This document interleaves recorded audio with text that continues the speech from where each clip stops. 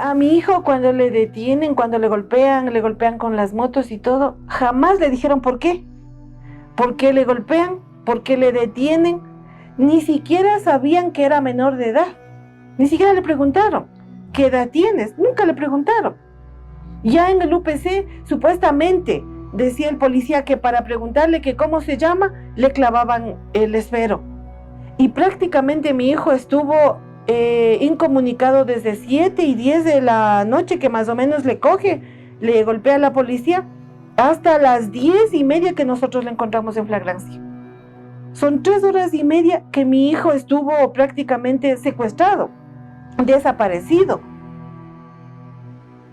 Ese era mío que me la hicieron, me le pusieron esa funda gas lacrimógena, me lo taparon, me lo amarraron, no me la dejaron sin oxígeno, no, nadie vio nada, pero repito, aquí están las muestras, no puedo mentir tampoco. A mi hijo me lo secuestraron, repito, me lo secuestraron, me lo torturaron y me lo asesinaron adentro de una unidad, como todos conocemos que es el Estado. Salía a hacer deporte, en eso aparecieron 6 policías normales, civiles, me llevaron al UPC, en eso me encuentro adentro. El señor capitán me comenzó a darme golpes con ese tolete y meterme descarga eléctrica en varias de mi cuerpo. Hace muchos años nos torturaban, nos golpeaban, nos pisaban la cabeza.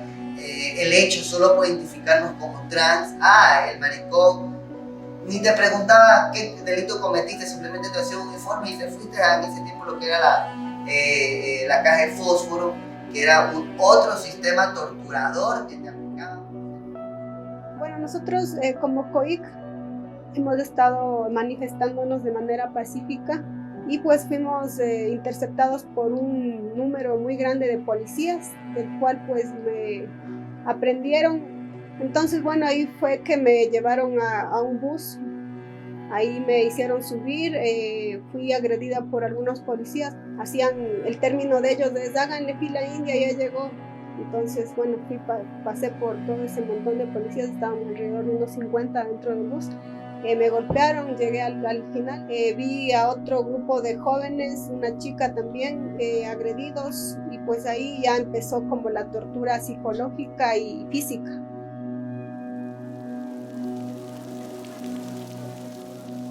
Tradicionalmente se define la tortura o las prácticas de tortura ligadas principalmente al Estado, ¿no? Entonces ahí habría que centrarse obviamente en esa institución específica, que obviamente no es algo exclusivo de nuestro país, del Ecuador, ¿no? O sea, también cuando se habla del Ecuador, obviamente tiene sus particularidades, tiene su historia propia, el monopolio del uso legítimo de la violencia, esa es como la definición clásica de los estados, ¿no? Entonces, todos los estados modernos pretenden eso, como que reclaman eso, que ellos tienen el uso, o sea, que el uso de la violencia es solo para el Estado. Entonces, en ese sentido, hay como ciertas instancias dentro del Estado que son las que se organizan de manera profesional, de hecho, ¿no? Para la administración de la violencia, ¿no? Que son básicamente el ejército y la policía, ¿no? Entonces, son estas dos instituciones específicas las que principalmente tienen que ver con el tema de una violencia institucionalizada y una violencia que se pretende legítima. Entonces, ese es quizás como el tema central ahí, ¿no? De cuándo se le considera legítima y cuándo no.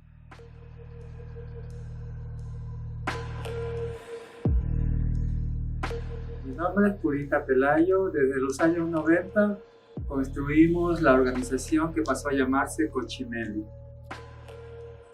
En los años 80 y 90, la comunidad LGBTI del Ecuador, especialmente los grupos transgénero, sufrimos del sistema represivo estatal imperante que existía. Pero todo esto se inició y fue con más intensidad desde el gobierno de León Febres Cordero, cuando de forma paulatina y sistemática, como hacían los nazis contra los judíos y homosexuales en los años 30 en Alemania.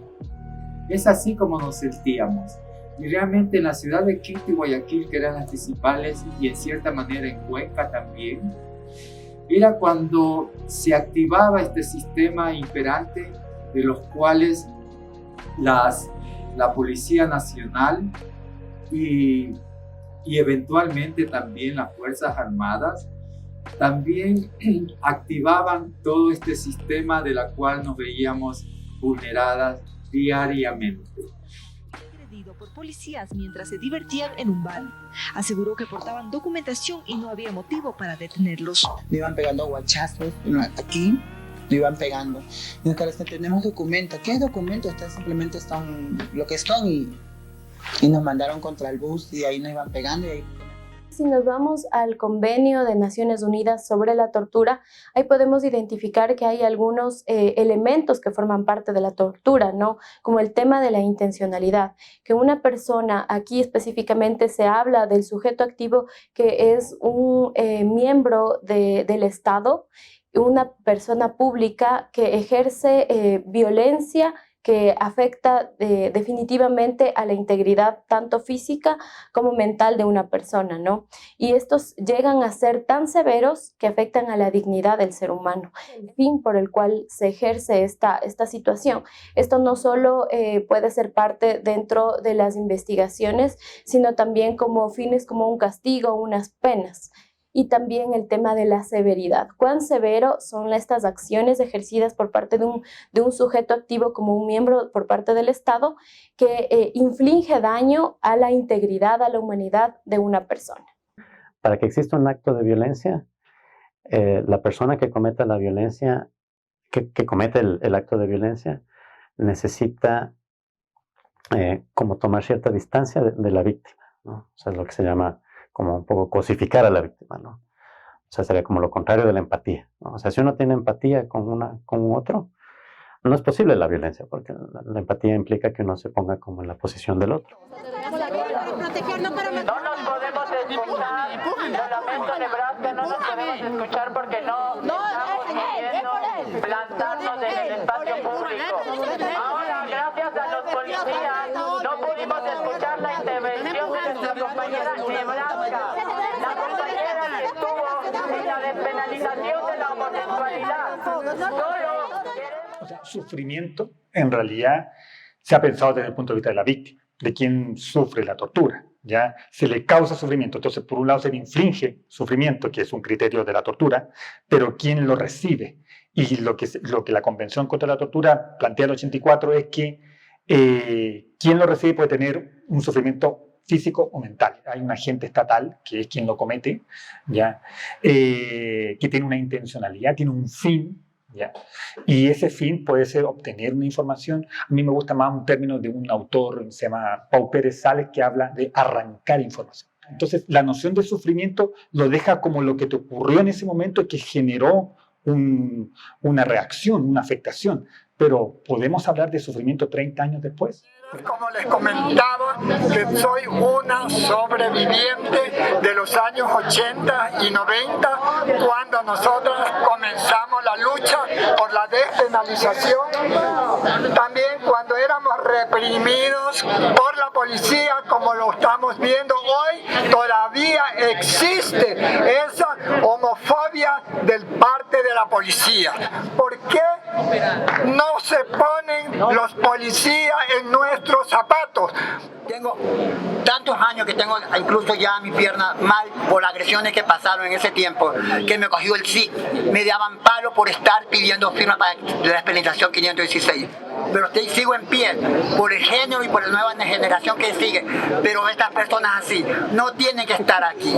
Tienen que estar destituidos porque seguimos siendo aguerradas, desplazadas agresivamente, psicológicamente.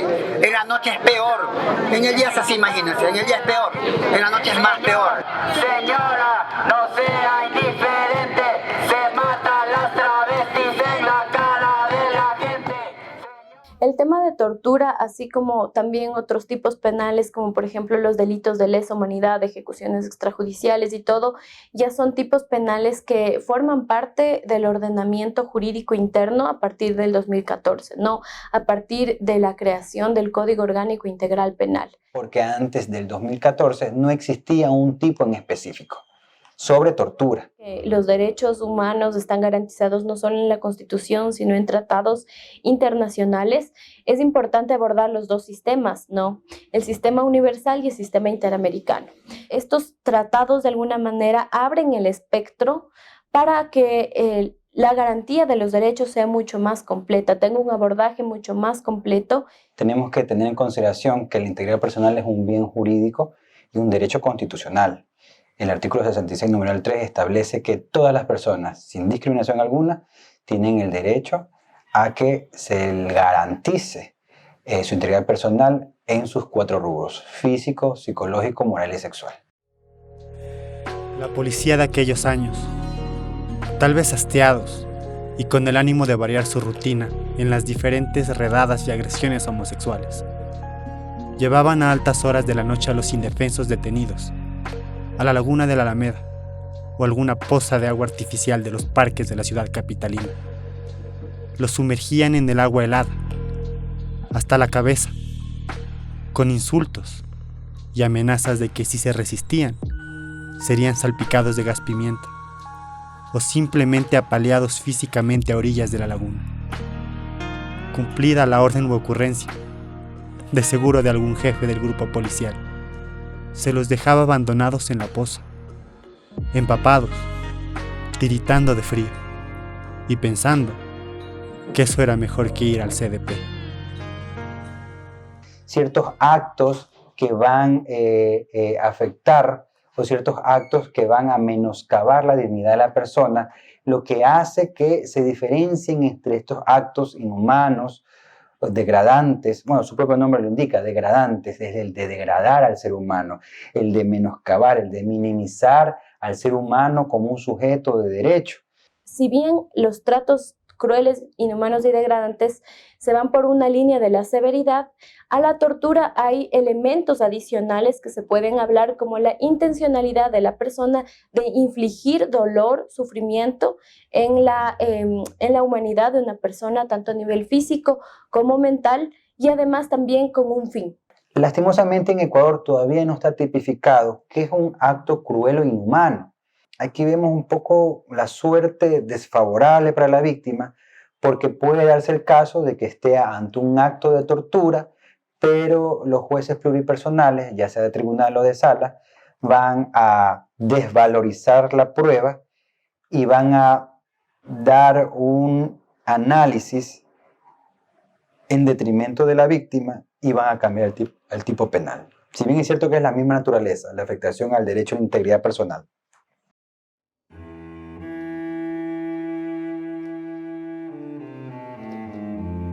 Nada ha cambiado. El cuerpo es doloroso. Necesita comer, respirar y dormir. Tiene piel fina y debajo sangre. Tiene buenas reservas de dientes y de uñas. Huesos quebradizos. Articulaciones dúctiles. Para las torturas todo se tiene en cuenta.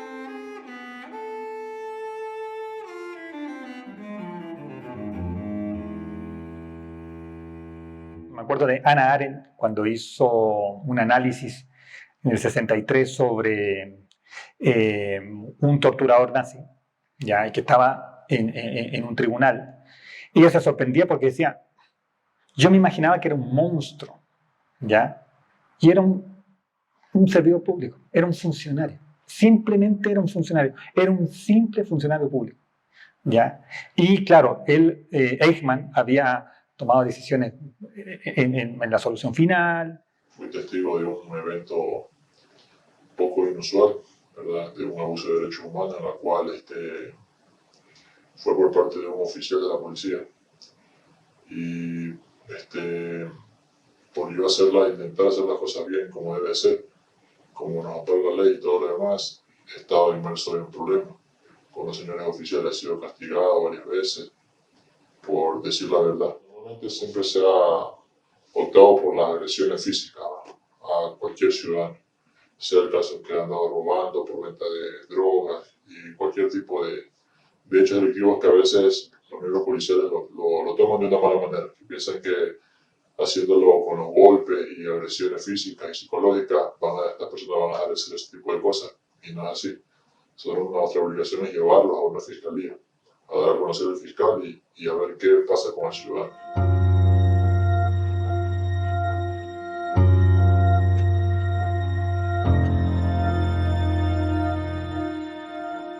Es que muchas veces pensamos que las características psicológicas de un torturador es casi un psicópata, ¿ya?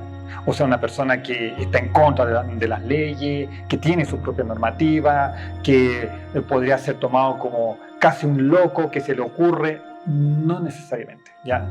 Y de algún modo, los actos o quienes cometen estos actos son gente común y corriente, que sí, pueden haber perfiles más psicópatas, pero es un porcentaje mínimo. Ahora, sí se ha encontrado que hay un tema de aplanamiento afectivo, que quiere decir que las emociones no llegan, ¿ya? Las emociones de la otra persona o sus propias emociones no están. Responden muy bien a la autoridad, ¿ya? Responden muy bien a cadenas de mando, ¿ya? Entonces, tienen cadenas de mando que son muy autoritarias, pero también esa persona ejerce autoridad. Pero en realidad yo creo que, y aquí voy a apelar a unas palabras de un psicólogo que se llama Martín Baró, tenemos que ver el contexto en el que están situados estos personajes. Si hay un contexto de autoridad, si hay un contexto donde se está exigiendo una información, si hay un contexto donde ve al otro como un enemigo, si hay entonces eso va configurando potenciales torturadores.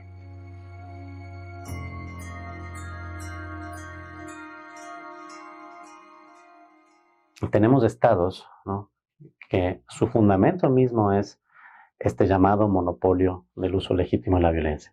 Entonces, el gran tema ahí es cuándo esta violencia es legítima y cuándo no. Pero siempre queda un poco ya en la práctica como a discreción de los que están ejerciendo realmente ya la violencia. Por ejemplo, en las calles, en una protesta, los policías antimotines y todo eso, que tienen una formación muy orientada hacia eso mismo. O sea, ellos tienen que poner orden y se legitiman desde allí, ¿no? Entonces, si es que hablamos a nivel así de imaginarios, ideologías, todo gira alrededor de esta hipotética necesidad de que una sociedad debe tener un orden y que el orden necesariamente pasa por la violencia. Entonces, el presupuesto es que el llamado a hacer eso es el Estado, y por lo tanto el Estado tiene el derecho a utilizar esa violencia cuando lo considera necesario, ¿no? Y por eso es que la tortura no ha desaparecido realmente, incluso con la existencia de tratados y todo ese tipo de cuestiones, ¿no? O sea, digamos, hay como una contradicción ahí básica, ¿no? Entonces sí, una cuestión ahí muy importante es investigar, entender, saber qué es lo que está pasando en la manera de formación que tienen los policías y militares, ¿no? Y como qué tipo de manera de comportarse y maneras de pensar también son las que están allí institucionalizadas y que se prestan para este tipo de práctica, ¿no? O sea, en la actualidad sí tenemos nosotros psicólogos en lo que es la Policía Nacional, ya. Pero para sacar un turno en el hospital de la policía es bien tedioso, y a veces, la mayoría de veces, el psicólogo no está. O sea, está de vacaciones, no está ahí. Eso es lo que siempre nos saben decir. Nosotros, por ejemplo, la policía, tenemos algún caso que cause algún shock o algún impacto psicológico hacia nosotros, porque igual somos seres humanos. Lamentablemente, al día siguiente trabajar, o sea, por ejemplo, un accidente de tránsito que hayamos visto que fue un impacto psicológico a nosotros, o un sicariato, entonces ya nos vamos poco a poco acostumbrando a ese estilo de vida. No tenemos la ayuda psicológica como debería de ser, no tenemos. Y entonces se vuelve como esa búsqueda del poder, lo que hace que se ejercite la violencia en constantes momentos y en diferentes situaciones, ¿no? Entonces siento que sí hay como una cuestión con la violencia, como un elemento recurrente para las diferentes como entidades que buscan ostentar el poder, el control, el dominio territorial, el dominio social, político. Será ya entrado el siglo XX, ¿no? Ya se considera a la tortura como algo ilegítimo, ¿no? pero en otras épocas se consideraba como perfectamente legítimo, ¿no? Esta historia que tanto nos han contado del cuento bíblico realmente contiene un relato de tortura, que es la que le realizan a Jesucristo antes de la crucifixión, ¿no? Entonces ese castigo funciona como esa pena ejemplar y también como una suerte de escarmiento, ¿no? Para que todos esos otros elementos que se sientan como, o que se identifiquen en discursos, acciones o prácticas que no van acorde a estas sociedades jerarquizadas, pues sean eso, visiblemente castigados, y que otras personas no vayan como en esos mismos caminos, ¿no? El bien jurídico lesionado por el tema de tortura es la integridad y la dignidad del ser humano. Ya cuando este nivel de violencia escala mucho más alto, se puede hablar de una ejecución extrajudicial. Por ejemplo, ¿qué pasa dentro de un centro clandestino donde se está de alguna manera infligiendo estos dolores, esta tortura para obtener información? Muchas veces ha sucedido que estas personas que han sido víctimas de todo este trato, su cuerpo muchas veces ya no reacciona a eso, y netamente ahí es un actuar por parte de los agentes del Estado que infligieron todo este dolor extremo contra esta persona, que llegó incluso a quitarle la vida. Entonces, un elemento importante de la ejecución extrajudicial es que el bien jurídico protegido es de la vida, pero el sujeto activo que realiza esta acción que tiende a nulitar la vida es un agente del Estado. Aquí podemos hablar de policías, podemos hablar de militares o algo parecido. Volviendo nuevamente al cuento bíblico, o sea, incluso el infierno mismo, una de las cosas que más te dicen que ahí te pasa es que te van a torturar de por vida, ¿no? Entonces, la tortura está no solo como un elemento práctico, sino también la cuestión simbólica y mental, ¿no? Entonces ya te dicen que te van a torturar y que va a haber llamas y que te están haciendo, y te explican las diferentes formas de tortura, ¿no? Y es interesante cómo se vuelve un discurso del castigo, un discurso que después termina siendo aplicado lastimosamente, ¿no?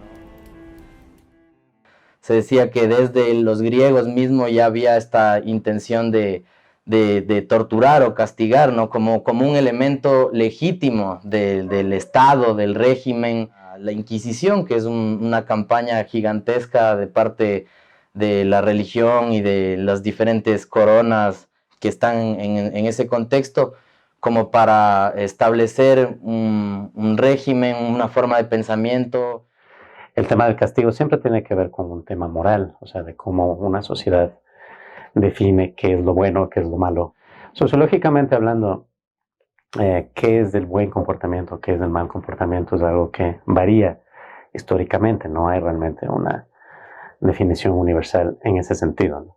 Todo castigo es ejercicio de un poder, ¿no? Y en ese sentido estamos hablando de un castigo institucionalizado.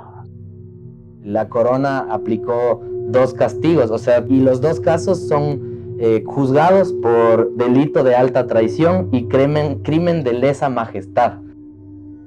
Pero era como suplantar al rey, era como el máximo crimen, ¿no? Entonces los 2 hacen eso, en los 2 casos, la primero lo hacen los indígenas y en el segundo los criollos. A los indígenas se les aplicó la pena de la horca, el castigo ejemplar, o sea, una humillación pública, y les ahorcaron y les dejaron incluso días en las poblaciones, que esté como el cadáver en putrefacción, o sea, como una pena ejemplar. A los criollos se les aplicó la pena de decapitación. Entonces, que es una pena mucho más, se podría decir, menos infamante, y es una muerte sin dolor. Se podría decir ya en el siglo XX, cuando se llega a la abolición de la pena de muerte, porque antes la pena de muerte era como el máximo castigo, se podría decir, y pasa el castigo a ser como un elemento de control social, de vigilancia. Y entonces aparece la pregunta, ¿no? Aparece como una búsqueda de, entonces, ¿cómo debería ser el castigo, ¿no? Para que sea humano, ¿no? Entonces es una forma ilustrada del castigo. Y ahí aparece la prisión moderna, ¿no? Con ese ideal. Ahora, lo que ocurre es que ese proyecto tiene una serie de contradicciones y una serie de efectos no previstos. Y Foucault dice, no es que es una emancipación, no es que ahora somos libres, sino que es una nueva forma de ejercer poder, ¿no?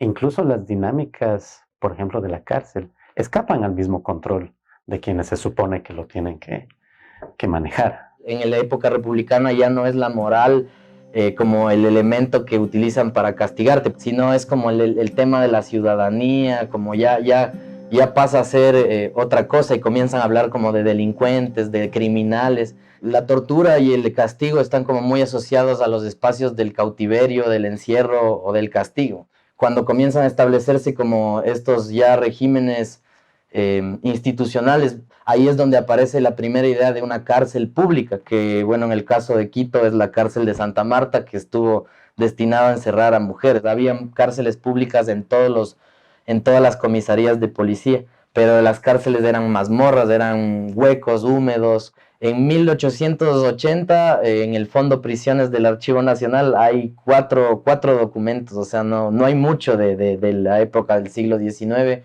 Sin embargo, sí hay una interposición de unos padres de familia denunciando torturas dentro de un centro penitenciario para su hijo menor de edad. Como que este tema de las cárceles no toma fuerza, sino hasta bien avanzado, que ya sería el periodo garciano. García Moreno estuvo como muy adelantado en traer una moderna estructura penitenciaria, ¿no?, que se estaba aplicando en Europa, en París, que es el modelo panóptico.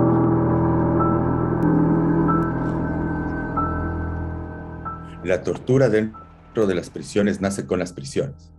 Tratar de decir, no, antes no había tortura y ahora no hay tortura, es completamente negar la evidencia histórica. Desde que se abre el penal García Moreno, ¿no es cierto? El penal García Moreno entra en funcionamiento en 1875 y ya tenía ciertos espacios de castigo. Esta estructura moderna como convivió con estas dinámicas de tortura, ¿no? Entonces ahí menciona cepos, grillos, barras, esposas, cuerdas y calabozos. Esto fue cambiando con el tiempo. En el archivo del penal García Moreno lo que uno puede encontrar son documentaciones de salas de observación o de espacios que les podemos identificar como de castigo a partir de los 80 también. Entre 2004 y 2005 se habilitó el pabellón F del penal García Moreno como un pabellón de castigo. Aparte de ese pabellón, en donde lo que se hacía es transferir internamente a los presos y no tenían salida al patio, pasaban en sus celdas, no tenían la alimentación, el agua, todo era restringido en ese pabellón. Estos espacios, como usted ve, lo que pasa es que se van adaptando a las condiciones de la infraestructura de confinamiento en las que están, pero también a las distintas administraciones y las decisiones que se toman más a nivel centralizado y burocrático. Nada ha cambiado. El cuerpo tiembla como temblaba, antes y después de la fundación de Roma, en el siglo XX antes y después de Cristo. Las torturas son como fueron, aunque la tierra ha menguado. Y diríase que todo sucede a la vuelta de la esquina. Pérez Sale, que es un autor español, habla de sistemas o contextos torturadores. ¿Ya? No es la responsabilidad únicamente del individuo, como va a decir, ¿por qué ese individuo tortura y este individuo no? Hay un contexto que reconoce que la tortura es un mecanismo, es un procedimiento válido.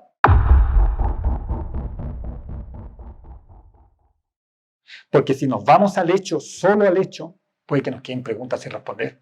Ahora, si vemos que el contexto, ya, el tema de tortura no ha sido un tema importante. Si vemos que el contexto, de alguna manera, no se ha sancionado por tortura a muchos torturadores.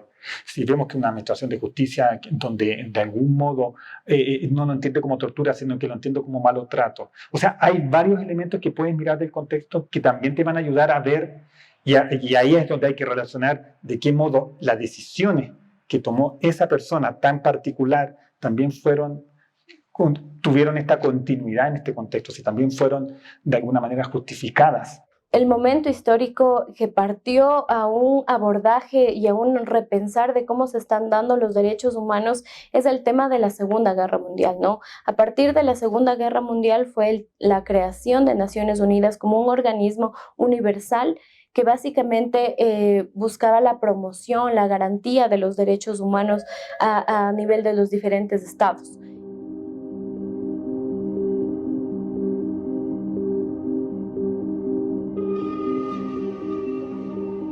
Realmente esto de la Declaración de los Derechos Humanos es lo que profundiza, en cambio, otro momento de traslado o de reproducción o de reinvención del castigo, de la tortura, del encierro, de la cárcel en sí mismo, ¿no? Prefieren ya no decir castigar, controlar, sino solo decir rehabilitar, pero a la final las estructuras están ahí, las dinámicas están ahí. De los gobiernos autoritarios, ¿no? Por ejemplo, estamos hablando de las dictaduras de Pinochet, hablamos también de las dictaduras en Argentina, en donde se identificaba que incluso había centros clandestinos donde aquellos presos políticos o las personas que de alguna manera podían brindar información eran torturados y torturadas, ¿no? Los franceses cometieron actos de tortura en los 60 en la guerra civil en Argelia. Son repudiados en Francia.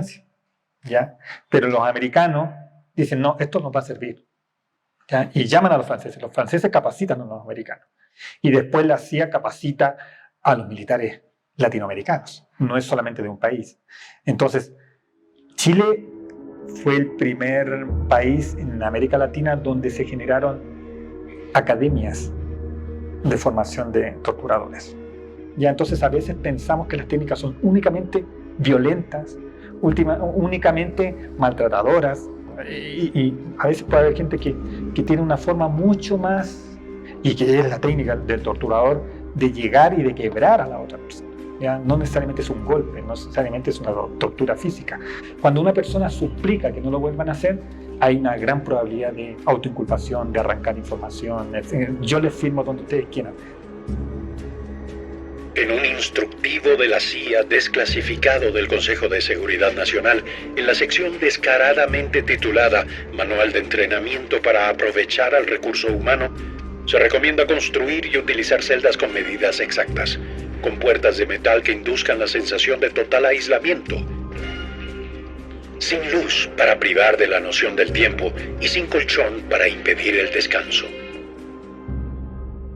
Hay distintas técnicas que los torturadores conocen y que van probando en este individuo. Creo que es la combinación de las técnicas y en los tiempos que lo van haciendo, como lo van administrando, que puede ir generando esta pérdida de la voluntad, del quiebre de la persona. ¿Ya?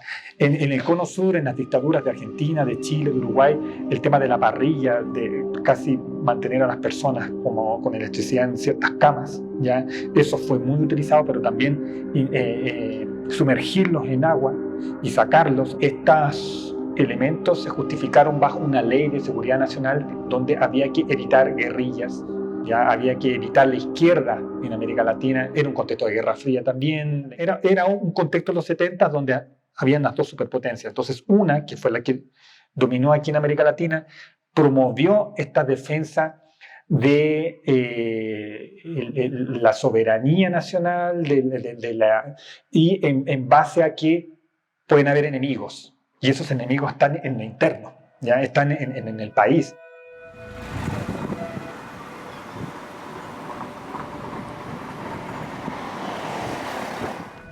Y realmente a mí me ha tocado vivir, palpar las calles de Guayaquil desde muy pequeño, las partes buenas y las partes malas.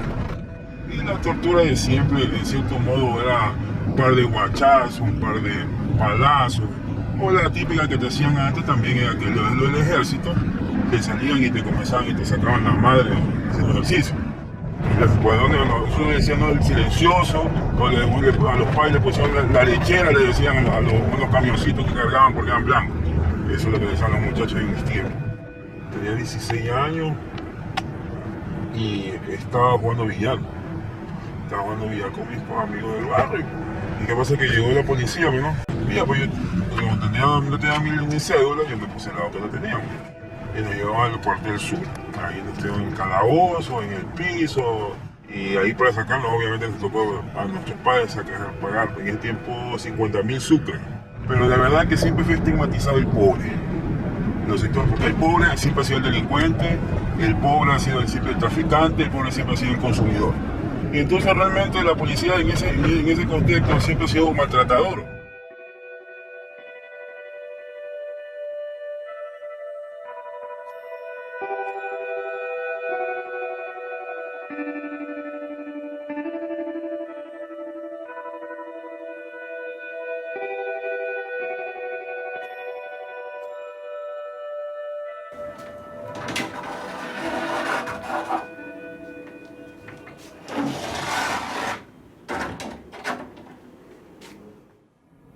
Bueno, aquí tenemos una especie de recopilación sobre las políticas de seguridad ciudadana que se ejecutaron en su momento cuando existía el escuadrón volante, ¿no? Y bueno, así se ha clasificado desde hace varios años atrás graves violaciones a derechos humanos a través de la prensa.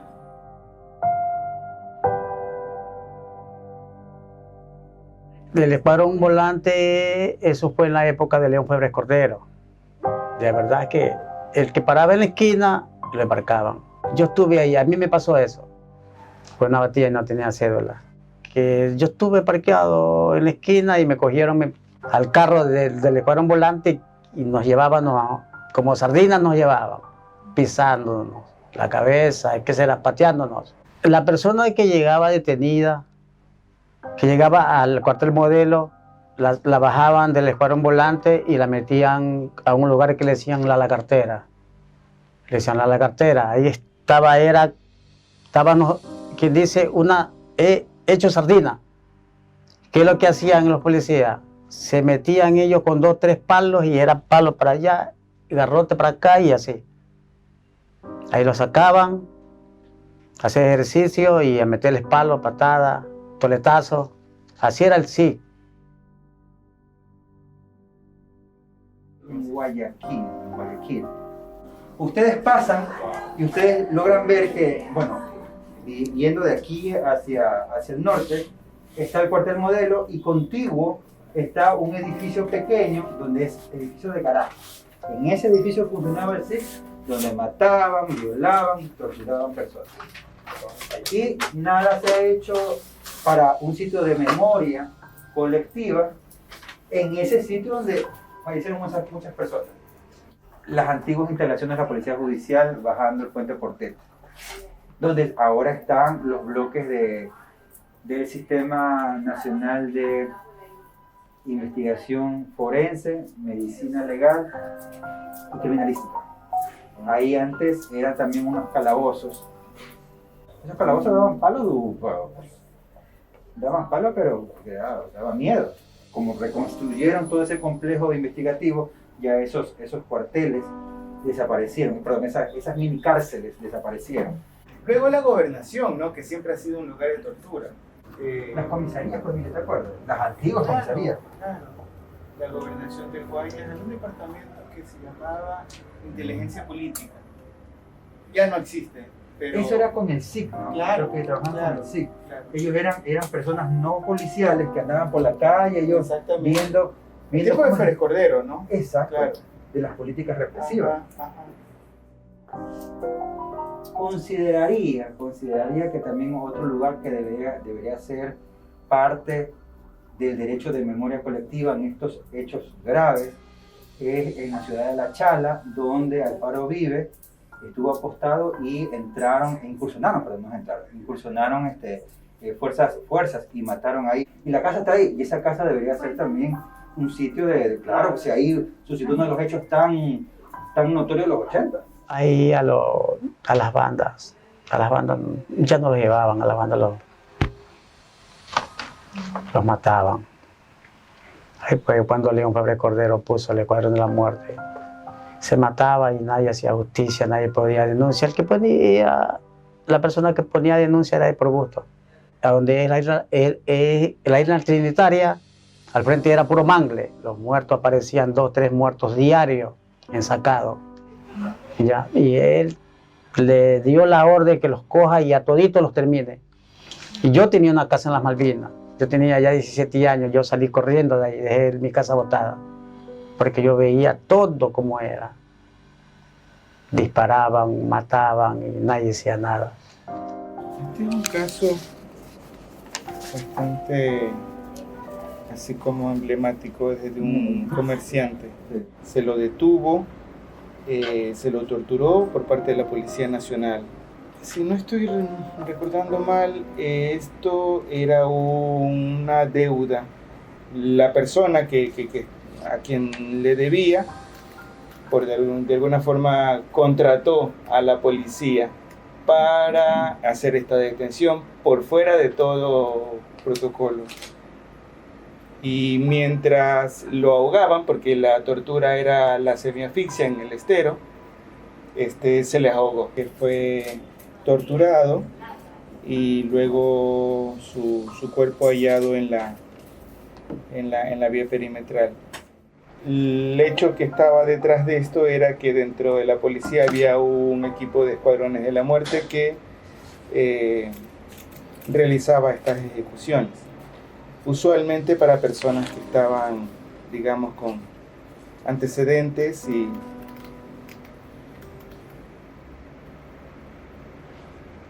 se encontraron estas afiches de los más buscados. Y entre esos más buscados estaban personas que luego fueron halladas muertas en la perimetral. Paralelamente, estas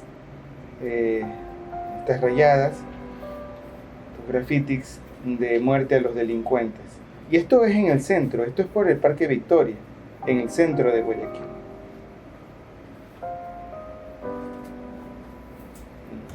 Sí. Tú me dices a mí desde Dale Bustamante, podría hablar de mi historia, que yo soy una mujer que yo ejercí trabajo sexual desde los 11 años, lo cual desde ahí conozco lo que es la violencia dentro de estos retenes. Porque hace 20 años atrás, te hablo de mi experiencia, uno entraba al retén, te pateaban, te golpeaban, te metían al baño que está, bueno, siempre están casi de la misma forma, están cambiados, pero te meten a los baños, donde ahí te abusaban de ti si ellos querían o te hacían abusar como metodología de castigo. El hecho solo por identificarnos como trans, el maricón, ni te preguntaban qué delito cometiste, simplemente te hacían un informe y te fuiste en ese tiempo lo que era la caja de fósforo, que era otro sistema torturador que te aplicaba por ser trans, que era en el tiempo en la modelo, que estoy hablando que hace unos 20 años atrás. Por ser trans te mandaban a las tumbas, que era un espacio que entrabas en una puerta chiquita, era como el precio de una perrera, donde nosotros nos metían ahí,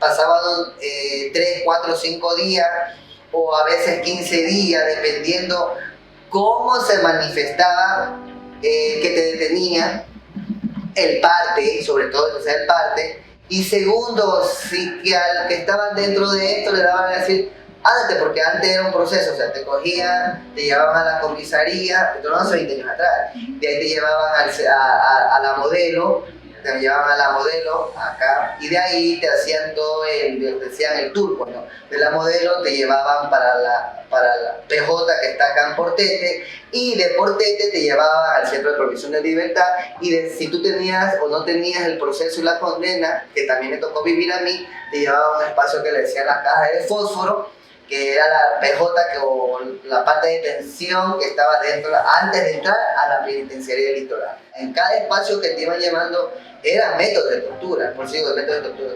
El espacio que tú ibas, sabías que tenías que defender tu vida.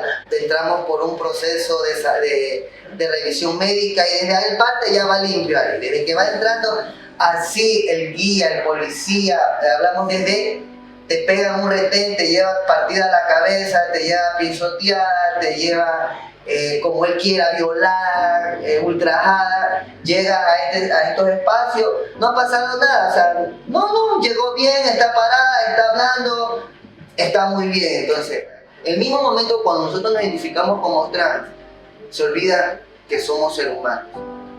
Se les mete en la cabeza que las compañeras son hombres y los comienzan a dar palo, a torturar sin miedo ni condición. ¿Cuántos nos han parecido muertas en los muchos tiempos atrás? Y no específicamente por el cliente, era porque el policía te mataba, era porque el policía te tiraba al salado y no sabía si sabían o no sabían nadar, solamente lo que hacían era tirarte. y las compañeras iban río abajo, unas salvándose, otras muriendo a mano de la justicia. Muchas compañeras terminaban parapléjicas porque te daban tantos golpes con esas botas que ellos tenían. Yo recibí.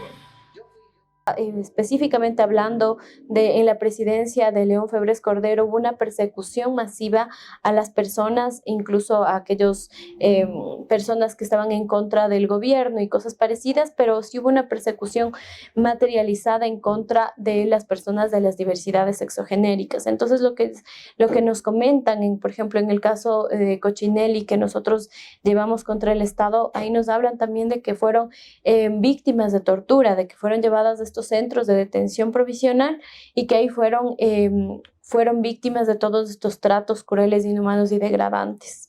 Quienes cometen tortura tienen un marco, tienen un contexto que justifica, valida la tortura porque está defendiendo un bien, un objetivo mayor, entre comillas. Entonces, en el periodo Febres Cordero podría ser, no, es que estamos impidiendo la guerrilla, no como Colombia, Perú, estamos impidiendo la guerrilla. Entonces, eso justifica que haya tortura, violencia sexual, etcétera, etcétera. Y ese marco ideológico es el que hay que descubrir.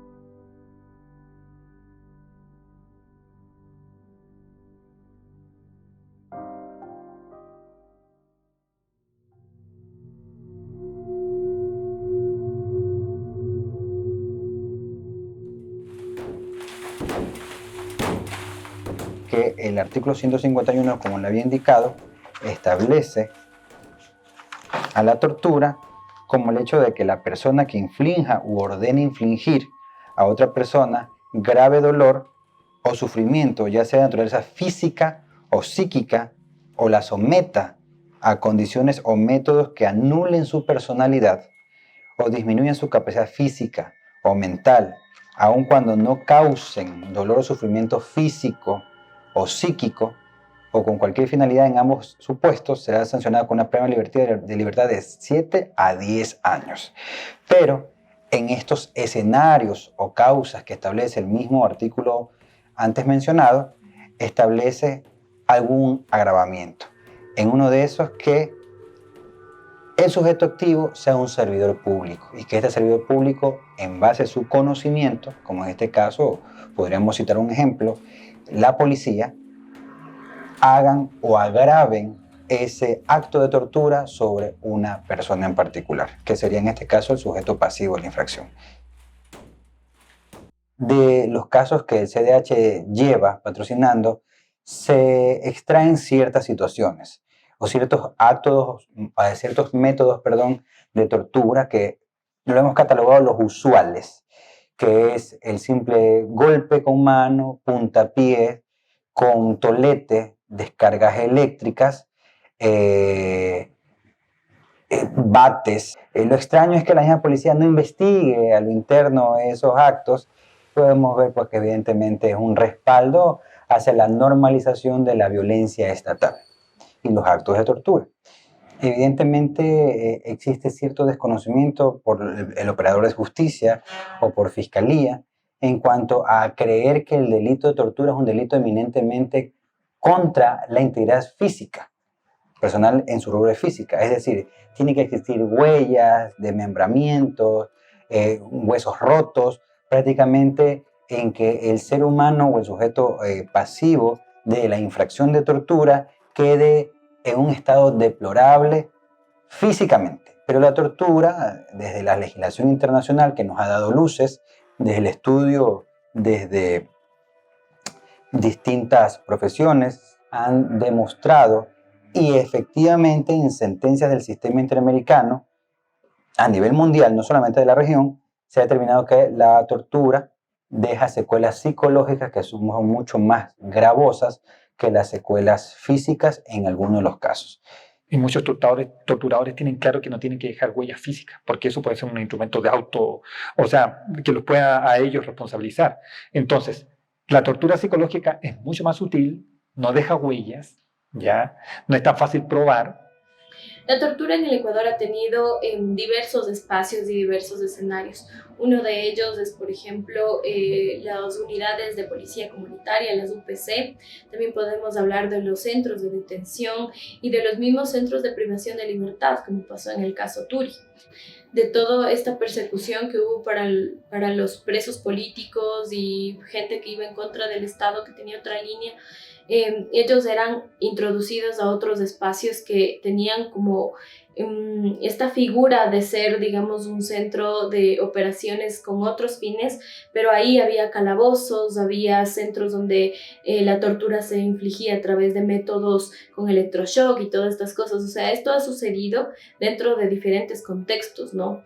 Sin embargo, ahí habría que especificar actualmente qué es lo que pasa. Actualmente existen tal vez estos centros, existen tal vez otros espacios como calabozos, como centros clandestinos.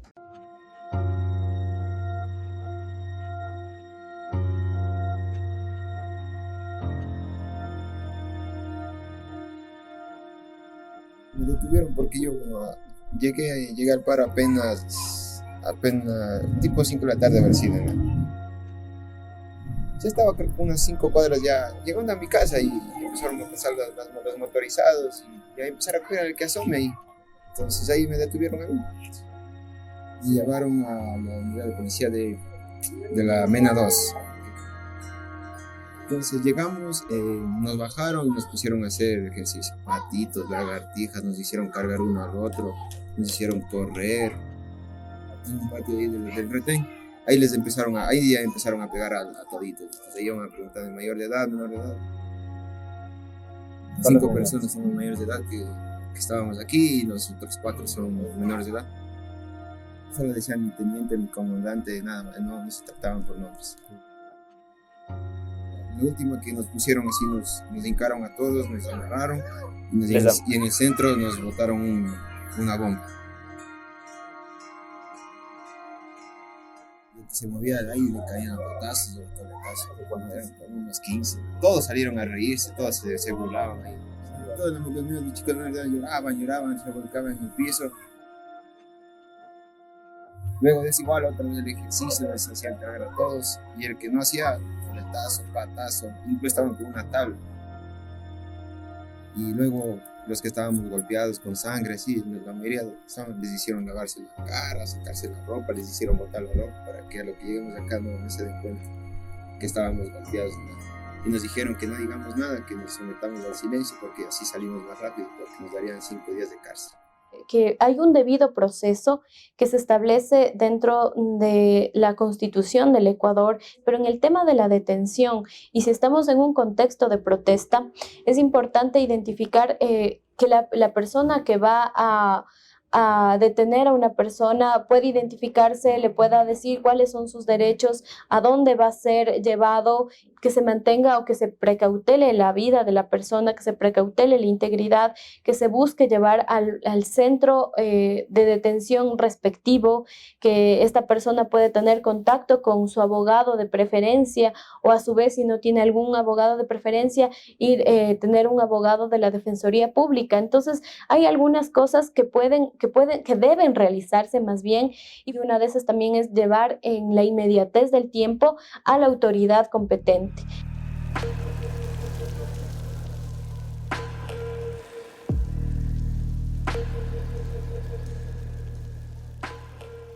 Algo que normalmente en la policía se usa, el espíritu del cuerpo, pero siempre y cuando uno lo pueda usar de la mejor manera. ¿verdad? Poner todo en el hombro para una causa, pero que sea positiva. Entonces, lamentablemente en mi caso, yo no apliqué el espíritu del cuerpo como dicen ellos, porque yo no les colaboré como ellos querían que yo les colabore. O sea, mintiendo, diciendo cosas que no debería. Entonces, lamentablemente, habemos y hay clases que colaboran a miembros de la o oficiales así, porque le dicen que sí, que te voy a ayudar con esto, que te voy a ayudar con el pase, que te voy a darlo aquí, que te voy a darlo acá. Que ellos se creen, por ejemplo, los invencibles, que nadie les puede hacer nada y cosas así, a veces por el abuso del uniforme, porque tienen puesto un uniforme y todo lo demás. Los antiguos se han quedado con eso ahí. Pero y no hablo a veces de la tropa, a veces la mayoría de los oficiales son los que aplican y nos indican a veces que debemos aplicar y que este. Entonces, siempre he dicho que hay como miembros policiales que son como, disculpando la expresión, como borreguitos, que todo lo que le van diciendo y hay cosas que no deben de ser, ellos lo aplican. Entonces, cuando ya están metidos, inmersos en algún problema legal, ya el oficial que le dispuso, le dijo verbalmente o por medio de un escrito, a veces se fugan, se van, se desaparecen y ya no están.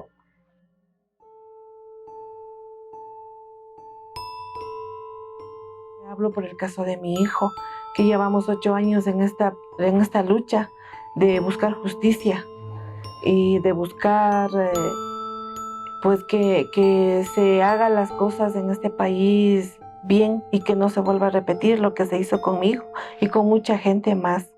Cuando el 17 de septiembre del 2014, cuando fue este contexto de marchas, de los trabajadores que llamaron, mi hijo estaba en clases. Y mi hijo salió más o menos 7:10 de la noche. A media cuadra de lo que comienza a caminar, salen ya de las diferentes transversales un montón de policías, con perros, con motos, con caballos y a pie.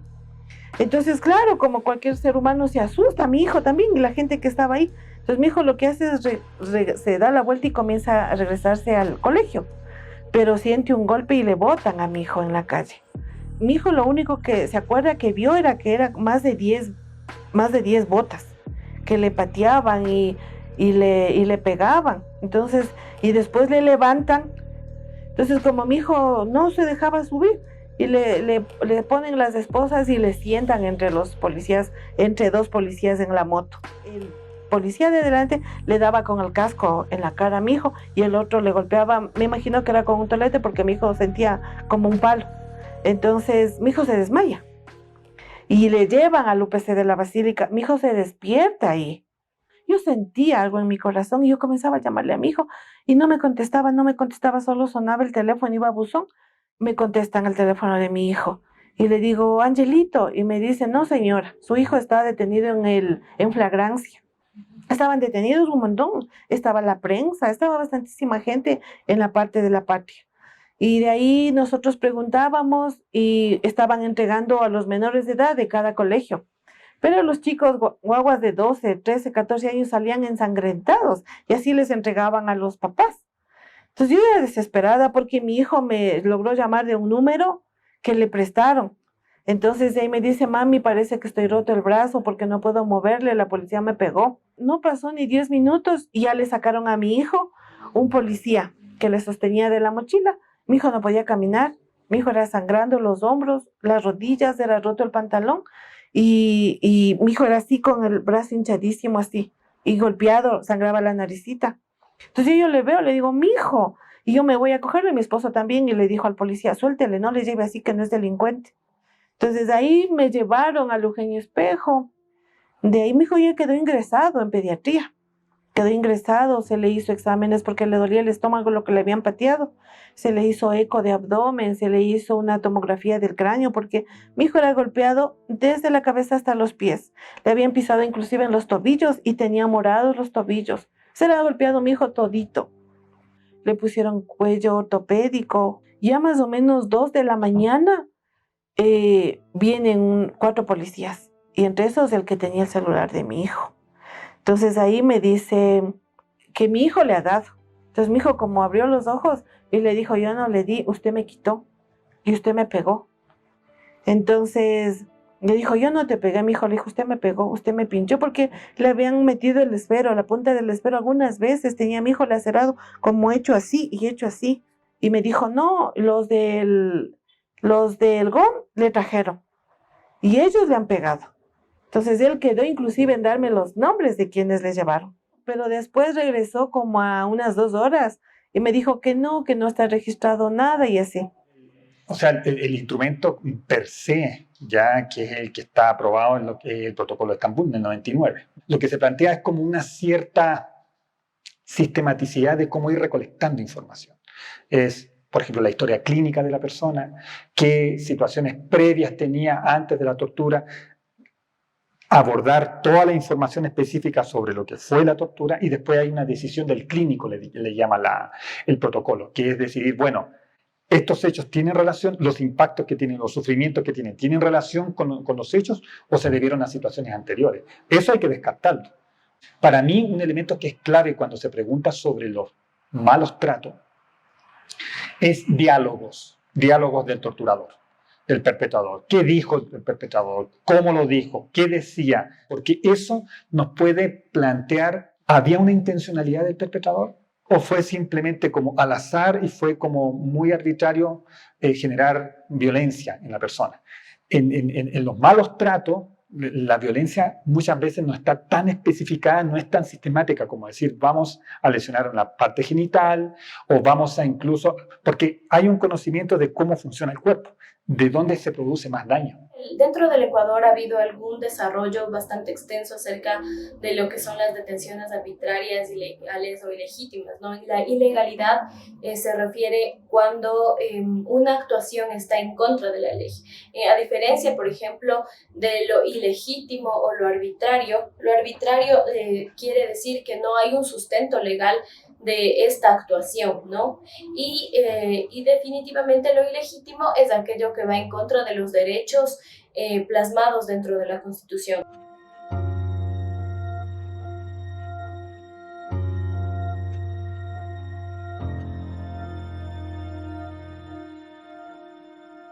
Estaba en una de las manifestaciones, prácticamente yo estaba pasivamente. Cuando me trasladé al sector del Cajas, hubo disturbios y peleas y todo eso, entonces me detuvieron casi injustamente porque yo no estaba en esa bola de pelea que hubo. Desde que me capturaron, nos golpearon, nos maltrataron, nos pisotearon, nos apuntaron con armas y estábamos abandonados, nadie sabía del paradero de nosotros y ni cómo liberarnos. El caso de los 4 jóvenes del Cajas, ¿no? La sentencia de primera instancia señaló que hubieron un tratamiento vejatorio, que hubo tratos crueles, inhumanos y degradantes y que esta detención, que en un inicio fue legal, llegó a ser ilegal al momento de ejercer esta violencia en contra de quienes fueron detenidos. Ahí, por ejemplo, hablamos de cómo los militares pasaron sobre los cuerpos de estas personas, los pisotearon, los dijeron, ustedes son mis alfombras, los apuntaban directamente con armas en su cabeza, los decían que los van a matar. Incluso estos jóvenes sufrieron este tipo de tratamiento vejatorio dentro de un lugar que no era el adecuado. Estaban en los cuarteles del Humo, por ejemplo. Todos estos espacios constituyen espacios o escenarios que no están previstos en la ley para esto y que son escenarios donde usualmente se dan las graves violaciones a los derechos humanos, donde se da tortura, donde se puede dar ejecuciones extrajudiciales, llevar a un nivel más alto la violencia.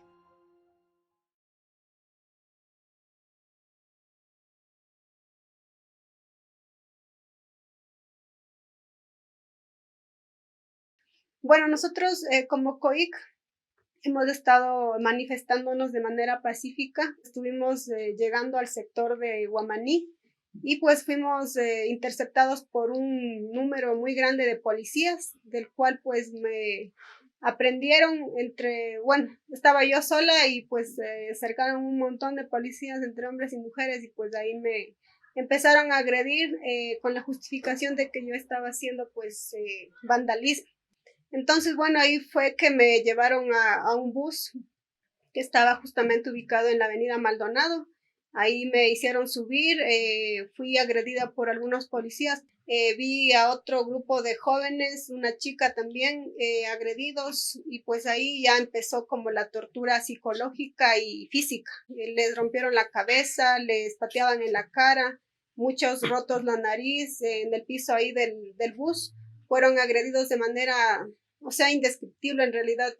Bueno, fueron retenidos varios chicos menores de edad, los mismos fueron igual golpeados. Una mujer embarazada que después de haber sido igual maltratada, le botaron en la vía y le dejaron ahí porque ellos mismos dijeron que no querían como meterse en problemas en ese tema por el embarazo de la chica. Y bueno, estuvimos aprendidos más o menos desde las 3 de la tarde. Estábamos en la parte del final del bus y tapados, no podíamos ver, no podíamos sacar los celulares, nos obligaron a que apaguemos. Y más o menos alrededor de las 8 de la noche, no sabíamos en dónde estábamos porque solo nos daban vueltas, y a las 8 de la noche nos bajaron del bus por el sur y nos trasladaron a otro grupo de personas que no sé si eran policías, pero era un grupo súper grande y nos dejaron ahí con ellos. Y pues estos policías se fueron ya en los buses que nos transportaban. En este lapso con estos policías estuvimos más o menos una hora más, desde las 8 de la noche. Igual amedrentándonos, pegando a los jóvenes, a los chicos sobre todo. En la noche nos encontraron ya nuestros compañeros de la COIC porque nos dejaron, botados en donde pudieron.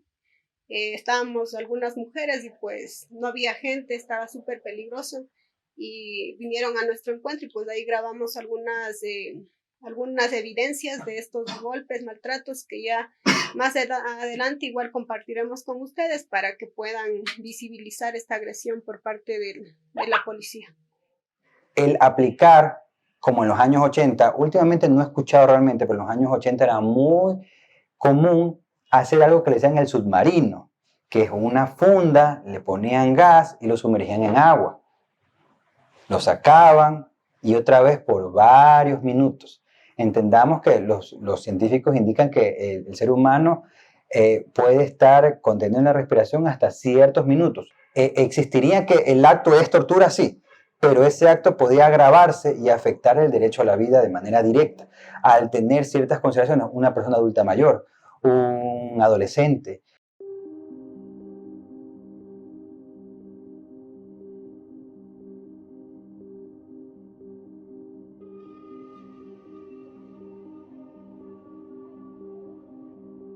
Nos pusieron de rodillas. Nos pegaron patadas en el pecho insultándonos. Nos pusieron esposas y nos hicieron poner boca abajo, mientras el señor de la patrulla le dijo: mi teniente, ellos son. Y el teniente nos comenzó a pegar y nos rompió 2 palos en el cuerpo. Luego, un policía dice: teniente, tráigame unos palos más gruesos. Un señor policía comienza a llenar unos baldes de agua. Nos hizo poner boca arriba y nos comenzaron a mojar. Y el otro señor policía nos comienza a botar gas pimienta mientras nos decía que le digamos nuestros nombres. También nos pisaban la cabeza y nos daban patazos. Nos hicieron sentar. Llenaron una funda con gas lacrimógeno y nos pusieron en toda la cabeza sin nosotros poder respirar. Nosotros suplicamos que nos duele, que no nos haga así. Un cabo nos amenazó diciéndonos: cuidado, vayan a avisar, porque el rato que digan algo, los voy a matar. Mientras todo esto pasaba, había un policía que entraba, veía lo que pasaba y se iba. Y así lo hizo algunas veces. Me imagino que no es fácil hacer que en una institución como esa, cuya razón de ser es la violencia profesional, ¿no?, se mantenga a la vez una cultura de derechos humanos, ¿no?, de consideración del otro, de respeto, de empatía, porque en principio es incompatible, ¿no? O sea, cuando hablamos de cultura de violencia no hablamos solamente de una serie de creencias sobre por qué la violencia está bien, sino que implica también y sobre todo una serie de rituales de violencia, ¿no? Entonces, por ejemplo, los bautizos que les hacen así como rituales de iniciación, que son muy propios de los militares, los policías.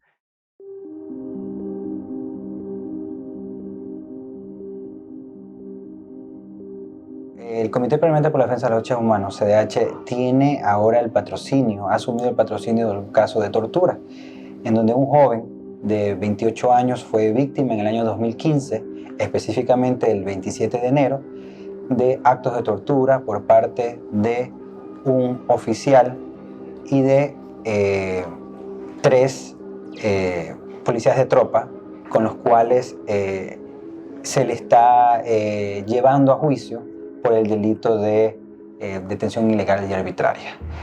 Este joven iba a jugar pelota como era costumbre en él luego de su jornada de trabajo. A lo que él ingresa a este parque, él oye que a sus espaldas gritan policía, no corra. Él siguió, se acercó a un grupo de compañeros, iba a sentarse y cuando ya escuchaba más cercanos esta voz de alarma, de alerta, él se para y sigue caminando un poco más rápido y es ahí donde lo detienen a él. Lo llevan a pocos metros, quedaba un UPC, y lo ponen a cargo del oficial de turno y lo ingresan a una sala de reuniones. Es sometido a un interrogatorio sin contar con el patrocinio de un abogado, de una abogada, sin ser el sitio adecuado y más aún que un UPC no es un centro de detención provisional. La autoinculpación de alguna manera implica que la persona se responsabilice de actos que no cometió, que no ha cometido, que no tiene conocimiento de esos actos. Entonces, ¿cómo ocurre eso? Lo que pasa es que todas las personas tenemos una cierta estructura mental de nuestras creencias, de nuestras ideas, ¿ya? Y eso se tiene que romper, ¿ya? Se tiene que quebrar. Son creencias. Hay algunos autores como Janos Bullman, se llama un autor que habla de creencias básicas, creencias que uno tiene, creencias racionales que están ahí, que nos permiten orientarnos en el mundo. Y esas creencias, si se rompen, la persona queda expuesta a que cualquier información pueda ser implantada, ¿ya? Entonces, es una técnica de desorganización, rompimiento y quiebre de creencias y después reorganización de creencias. Que es decir, ahora tú vas a decir esto. Al interrogatorio de este oficial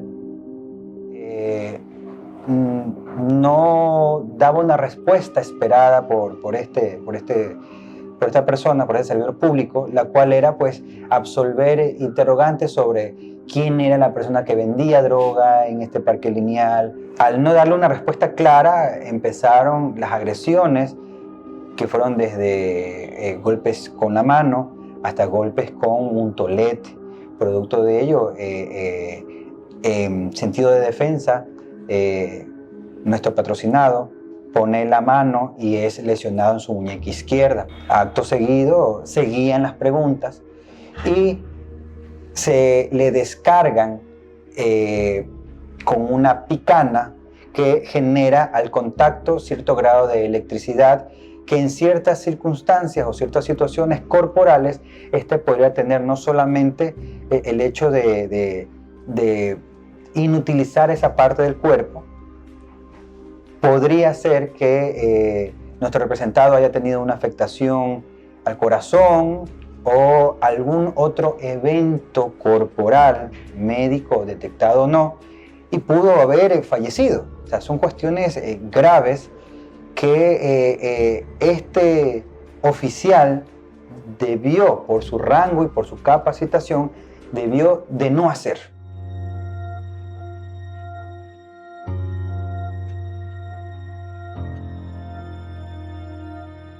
Mi nombre es Jimmy Ocles, tengo 29 años, soy ecuatoriano, soy ingeniero forestal, modelo, fotógrafo. Se me viene la imagen mía en el piso con un policía pisándome el cuello.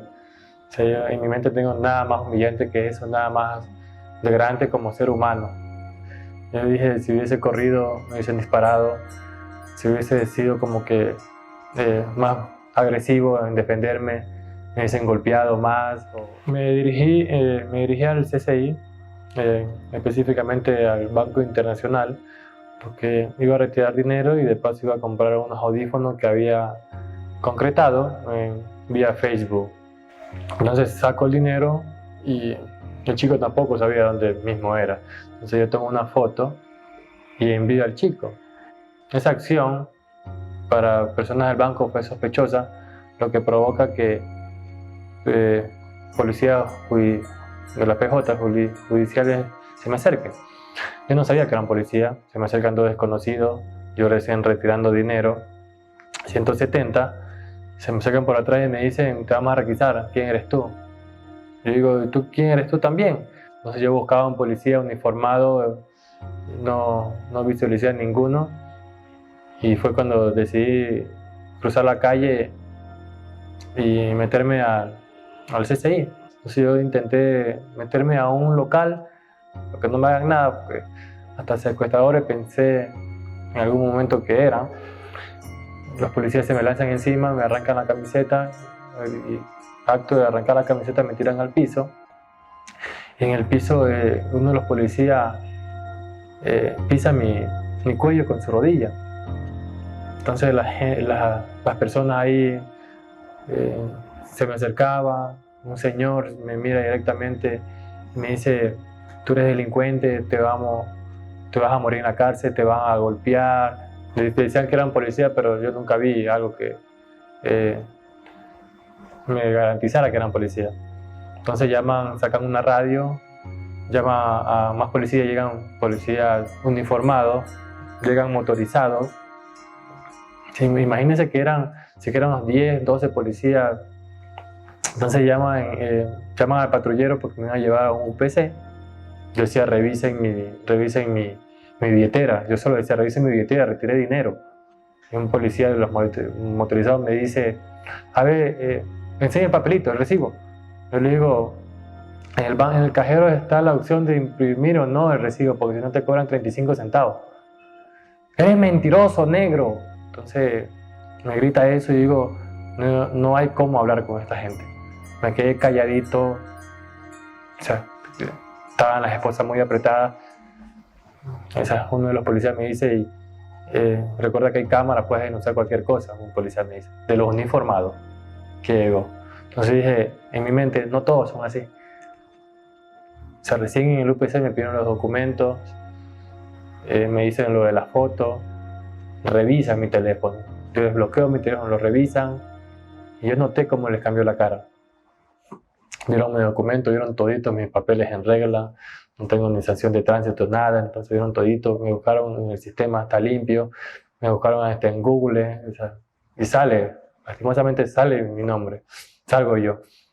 Y en un momento después llega un señor que dijo que se presentó como gerente del Banco Internacional y dijo que efectivamente yo retiré dinero, pero que mi actitud fue sospechosa.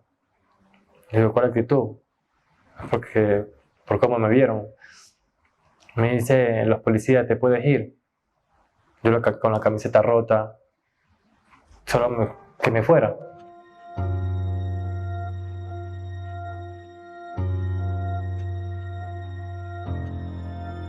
Fue un hijo, él era como un hermano para mí. Nos tratábamos como unos hermanos y trabajábamos en la zapatería, nos íbamos a vender nuestras zapatillas, veníamos. Yo le pongo en 30 minutos. En 30 minutos me lo torturaron a mi hijo, que será con toletazos, o tal vez sacaron algún garrote que ellos tienen adentro. De las botas que cargan ellos, que será, me le aplastaban la barriga. No puedo decir nada más porque no vi. Pero de lo que salió, sí le salió esto. En el 2019, mi hijo fue detenido a las 11:30 de la noche en este lugar de Socio Vivienda 2. Y un chico me fue y me dijo, señor Guillermo, me dice, a su hijo la policía lo detuvo. Estaba un carro policial con 4 miembros de la policía y 3 motos. Dicen ellos que ellos llegaron por llamada, que el populacho lo estaba golpeando. Ellos tenían que hacer? Ellos llevarlo al hospital. No hicieron eso ellos. ¿Ellos qué hicieron? Me lo llevaron al UPC Vivienda 1, esposado, y me lo torturaron a mi hijo allá y me lo asesinaron. Del populacho no existió el populacho, pero eso es en las versiones que están rindiendo los policías, no dicen la verdad ellos están mintiendo. Cuando yo llegué al sector, los del sector estaban en la vereda, me preguntaron, señor, ¿usted quién es? Yo digo, yo soy el del chico que recién lo detuvieron. Sí, me dice. Los policías lo esposaron y desde que lo esposaron le iban dando golpes en el patrullero. Y él les pedía agua. Me voy al UPC Socio Vivienda 2, ahí estaba un policía, cuando él subió a la radio le dijo, sí, mi sub, aquí está el papá del chico que está recién detenido. Sí, me dice, lo tenemos detenido, pero no sabemos a dónde lo tenemos. Ya eran 11:30, el lugar es peligroso. Me fui a mi casa y me retiré. Al siguiente día voy al mismo UPC y estaba el policía, el cabo, y me dice, coja una moto, me dice. Pero yo le digo, yo no conozco el UPC Socio Vivienda 1. Y bueno, fui. Y ahí estaba una mujer policía. Yo le digo, yo soy el papá del chico que detuvieron ayer. Me dice, sí, pase, me dice. Ahí falleció. Yo pasé y vi la gorra de mi hijo. Bueno, tuve por irme y me retiré a Ciencia Forense. La doctora Robalino me dice, yo todo cadáver reviso una sola vez. Pero yo a su hijo yo lo he revisado 2 veces. Porque su hijo tiene destrozadas las tripas y como él es de colores, revíselo que tiene moretones. Entonces yo no pude revisarlo a mi hijo porque me lo entregaron envuelto y me lo entregaron en la caja con el carro puesto ahí. Ya me lo llevé a mi hijo. El jueves amanecer, viernes, como a las 11 de la noche, ya mi hijo se empezó a botar sangre por boca y nariz de lo que estaba golpeado, mi hijo. Entonces ya el siguiente día tuve nomás que llevármelo nomás aquí al cementerio del suburbio. Tan Yavarela, que era comandante de la zona 8, aquí en Guayaquil, le dieron el parte que mi hijo había muerto de sobredosis. En Octosia le había salido esto. Porque a mi hijo le salió, no tenía sobredosis, no tenía alcohol. No tenía alcohol, no tenía la pólvora, estaba limpio mi hijo. Las 3 cosas, gracias a Dios. Porque si le había salido sobredosis, no estuviera aquí yo haciendo justicia por la muerte de mi hijo.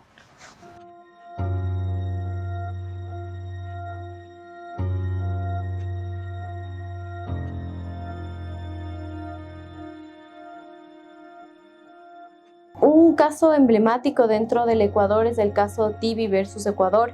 Esta sentencia fue en el año 2004. La Corte Interamericana sentó precedentes importantes sobre el tema de tortura. Tibi era un comerciante extranjero que residía en la ciudad de Quito. Él fue interceptado por la gente del Interpol bajo un supuesto requisa migratoria, control migratorio. Él fue detenido de una manera arbitraria, fue llevado hacia un centro de detención en Guayaquil y ahí fue víctima de tortura. Entonces Tibi estuvo privado de su libertad durante muchísimo tiempo, estuvo incomunicado y fue constantemente torturado por las personas del centro de detención, ¿no? Entonces llegó al punto de darle electricidad a sus miembros y cosas sumamente fuertes. Durante los meses de marzo y abril de 1996, el señor Tibi fue reiterada y severamente torturado por agentes estatales, con el objeto de que se declarara culpable por el delito que se le imputaba. Las sesiones de tortura se llevaban a cabo en una celda de la penitenciaría del Litoral. En total, el señor Tibi contó 7 sesiones de tortura, en donde los agentes estatales lo golpearon con bates de béisbol, quemaron sus piernas con cigarros y con metales al rojo vivo. Lo ahogaron, aplicaron descargas eléctricas en su cuerpo, lo insultaron, amenazaron de muerte y amenazaron a agredir a su familia. Por ejemplo, de Tibi, a él nunca se le comunicó por qué estaba siendo detenido, por qué estaba siendo incomunicado e incluso por qué había sido víctima de todos este tratamiento, ¿no? E incluso aquí es importante lo que hace el abordaje, la Corte Interamericana, porque habla específicamente de cómo llega a ser la nulidad a través de la tortura, la nulidad de la personalidad del ser humano, porque en este espacio Tibi, bajo todos estos actividades de tortura, él llegó a inculparse, a autoinculparse, ¿no? Que si es que ya nos enfocamos en el tema de la violencia como tal, ¿no? Y incluso si es que hablamos ya no solamente de la violencia física, que tiene que ver solamente con los cuerpos, sino también de una violencia de tipo psicológica, ¿no? Entonces probablemente el campo de aplicación de la tortura se nos amplía muchísimo, ¿no? Entonces, bueno, eso es ahí como un tema problemático, así como más conceptual y probablemente jurídico de qué consideramos tortura y qué no, ¿no?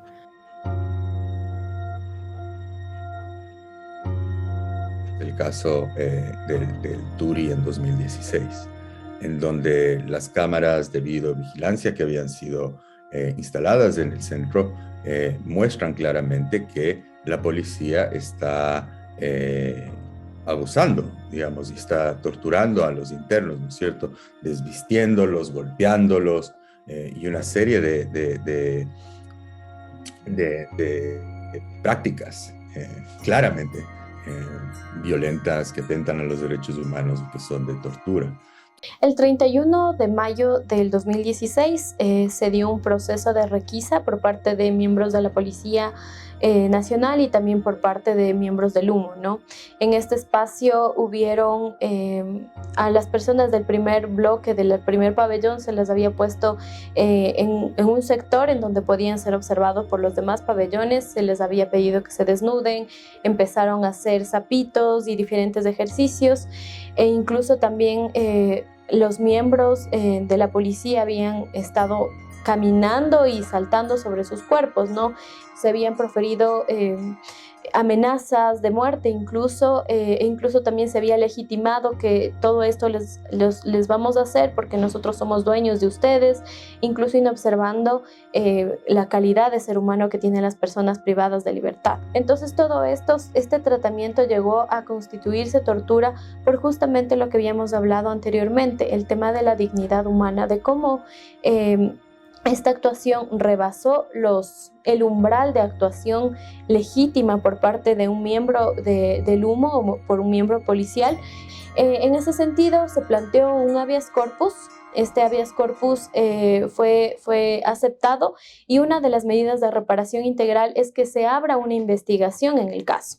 Entonces, esta investigación se abrió por el tipo penal de tortura en contra de más o menos 40 miembros policiales y también miembros del Humo, y en la etapa de juicio el tribunal lo que hizo fue sentenciar bajo otro tipo penal que es extralimitación. Estas personas fueron víctimas de tortura porque justamente calzan el tipo penal por los 3 elementos ya abordados, ¿no?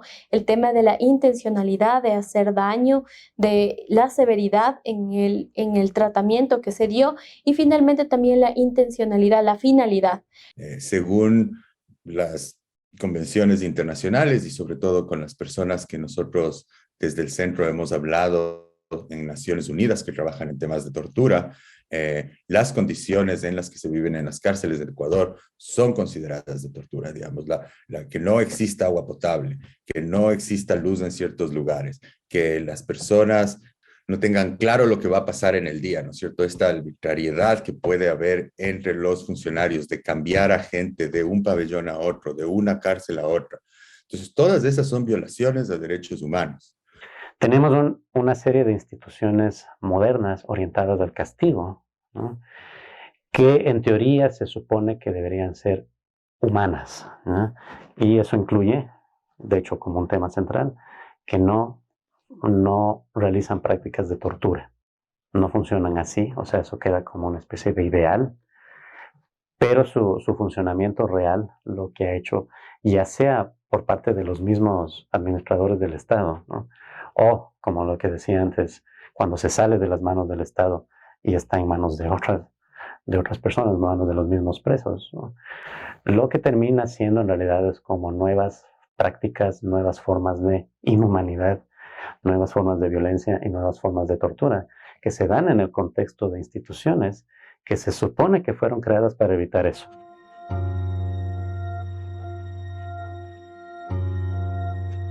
En las nuevas cárceles, bueno, si usted ve las 3 masacres de 2021, las 4, perdón, masacres de 2021, estas develaron, aparte de las muertes, ¿no es cierto?, la masacre en sí misma, también develaron las condiciones de precariedad, de hacinamiento en las que están viviendo las poblaciones carcelarias del Ecuador.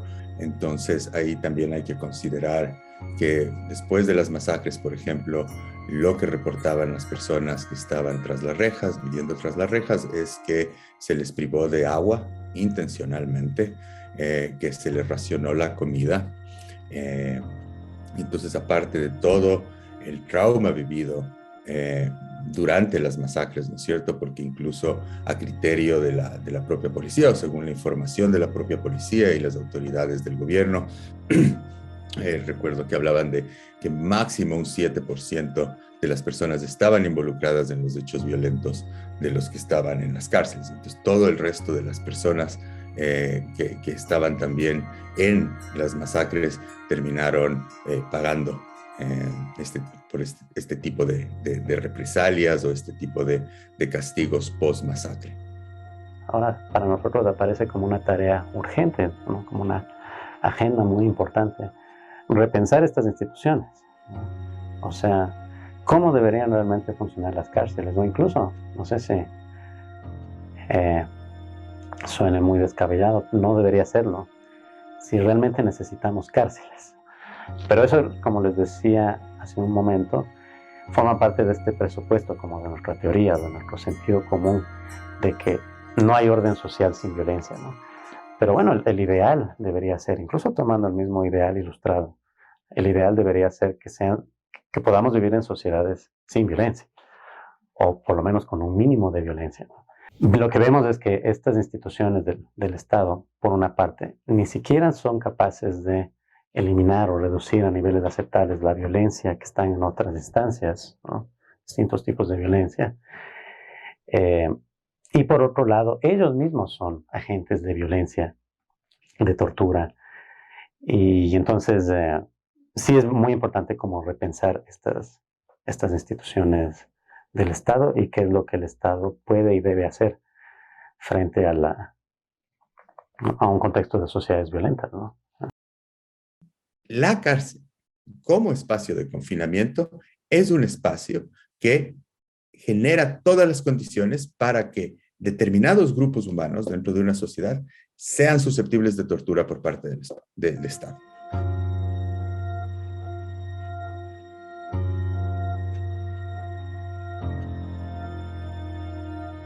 La violencia, el castigo e incluso, si podemos hablar de tortura, son prácticas o dinámicas que van más allá del Estado, o sea, uno las encuentra también en otros ámbitos, ¿no? Entonces, está lo del Estado, están las formas judiciales, las cárceles y todo eso es todo un problema, pero están otros ámbitos como los hospitales, la psiquiatría, las escuelas también, ¿no?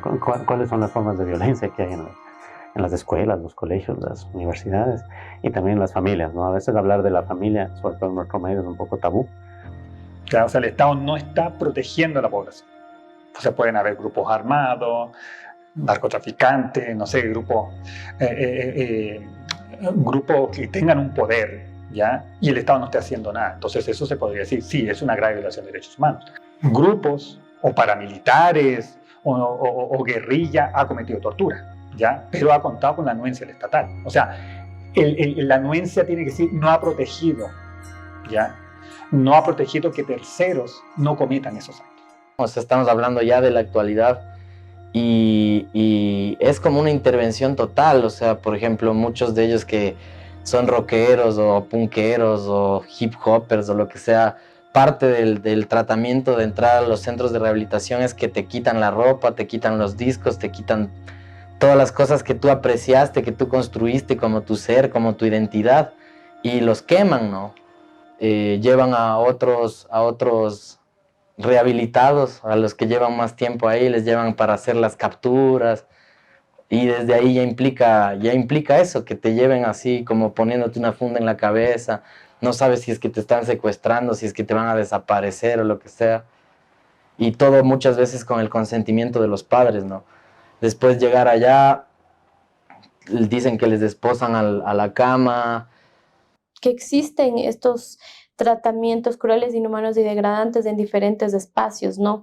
Entonces, por ejemplo, ahí abordamos estas clínicas de deshomosexualización y cómo la violación o el abuso sexual forma parte incluso del tratamiento que tienen algunas clínicas para cambiar la sexualidad de una persona o ya sea, por ejemplo, su identidad de género. En el caso de él era un joven que había desaparecido de un centro de desintoxicación, que también cuando nosotros empezamos las investigaciones pudimos identificar que no contaba con los permisos necesarios por parte del Ministerio de Salud. Entonces, en estos espacios a la gente, a los chicos no se daba de comer, se los tenía en unos espacios muy pequeños a manera de un castigo. Uno de los testimonios de los jóvenes que decía que había estado sujeto con unas esposas en una silla y no se le había permitido levantarse de ahí durante mucho tiempo. Estas instituciones que son como los centros de rehabilitación, estos centros de desintoxicación y cosas parecidas tienen que estar bajo la tutela del Estado, y el Estado tiene la responsabilidad de ejercer los debidos inspecciones a estos lugares y no permitir que haya este tipo de tratos. Un acto de tortura, claro que genera impactos si la persona está detenida ya en el proceso de encarcelación, o si es vuelta a torturar, o si esa persona fue liberada, qué es lo que pasó en lo inmediato a partir de la tortura. O sea, tenemos efectos que son inmediatos, ¿ya? Y generalmente eso es muchísima vergüenza, la autoestima, la posibilidad de interactuar con otros, eso se reduce porque el otro ya es una fuente de desconfianza. ¿Okay? Son impactos que van ocurriendo primeramente como reacciones a lo que ocurrió, pero después van cambiando un poco los aspectos más cognitivos que se llaman. El mundo se transforma como en un arma, en algo dañino. ¿Ya? Las relaciones sociales pueden ser ya una fuente de desconfianza. ¿Ya? Y las emociones, mostrar las emociones es algo que te expone. Entonces esa persona ya se va guardando sus emociones, ya va considerando que el resto es amenazante, que el mundo es peligroso. Entonces indudablemente que esa persona ya va viviendo una vida mucho más hacia sí mismo y encerrado.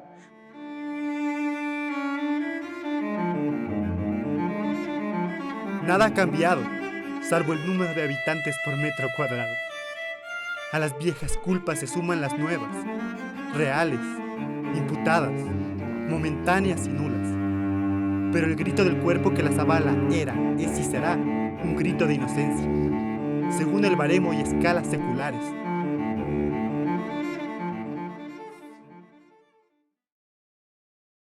Tiene hasta ahora las cicatrices. Entonces la recuperación de mi hijo fue más de un mes, como un mes y medio. Recién los morados comenzaron a querer perderse, las heridas de los hombros, porque fue como que le arrastraron. Las rodillas, tenía todito ensangrentado y roto el pantalón. Entonces todo eso se fue poco a poco recuperando con medicación. Entonces después de unos 15 días de eso un poco fueron desapareciendo, pero fueron desapareciendo las cicatrices físicas. Pero las cicatrices del alma no desaparecen. Eso tenemos todavía. cuando tú tienes una persona que está generando todos estos cambios, ¿ya? Eso genera cambios con su red familiar, amistades, también va generando cambios, ¿ya? Entonces, se ha visto, ¿ya?, que gente que fue torturada, por ejemplo, en este tema del holocausto nazi, los impactos de quien presentó pueden llegar a los nietos, ¿ya? Entonces se habla como de un impacto transgeneracional.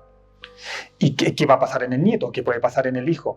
Desconfianzas al mundo nuevamente, las relaciones sociales, se transmite ya todo eso porque hay una vivencia de un elemento que fue tan abrupto. O sea, la tortura no es solamente en la persona que tiene el sufrimiento, como lo dice la convención, sino que el impacto es mayor. Yo siempre hablo de los impactos como lanzar una piedra en un río. Se forma una onda expansiva. Entonces, en una tortura no solamente es hacia esa persona, sino que a quienes están alrededor, incluso los que no han nacido.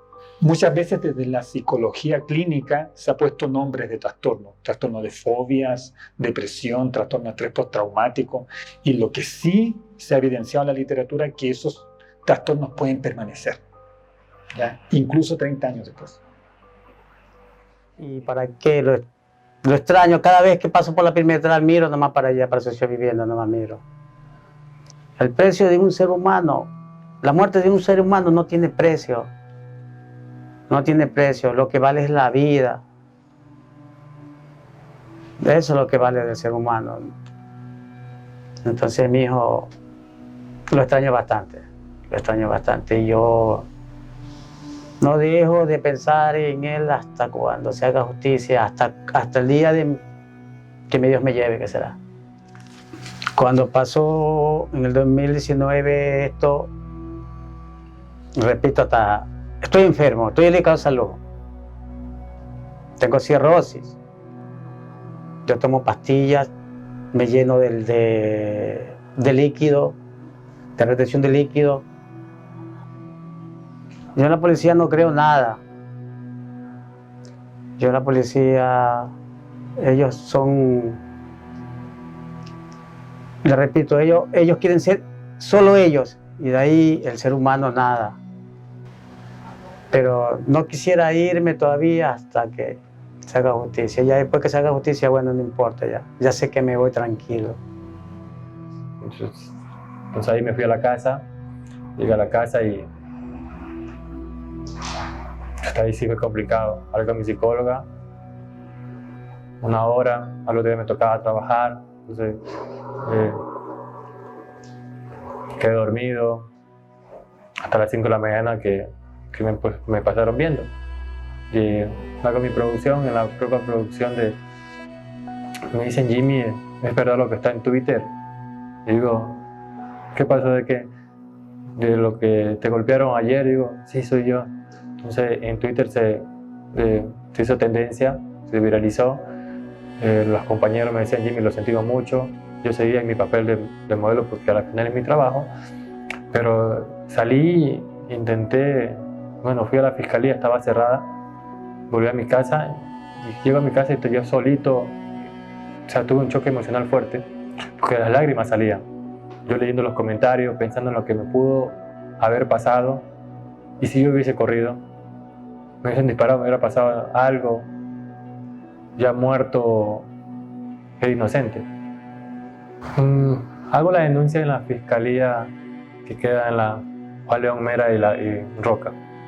Entonces relaté lo que pasó exactamente, que lo tengo en mi mente grabado. Son tantas cosas que me pudieron haber hecho, son tantos delitos que pudieron haber violado: la detención ilegal, el abuso de la fuerza, el odio a las personas. No puedo confiar, después de ese episodio, no pude confiar en policías, en nadie. O sea, trato de, si voy en la vereda, siempre ir solo. Viene gente y como que me separo porque no confío. Tengo miedo que quieran coger represalia por la denuncia. Todos mis amigos, mis familiares me dicen: Jimmy, no puedes andar solo ahorita. Entonces, el trato no me gustó, lo poco humano y siendo el Día Internacional de los Derechos Humanos, el 10 de diciembre, o sea, fue un choque. Es una fecha que nunca en mi vida voy a poder olvidar. Entonces, creo que la Fiscalía tiene que determinar qué mismo pasó y yo solo quiero una respuesta. Y si con esta denuncia, este precedente que puedo llegar a generar, evitar que a más personas le hagan lo mismo.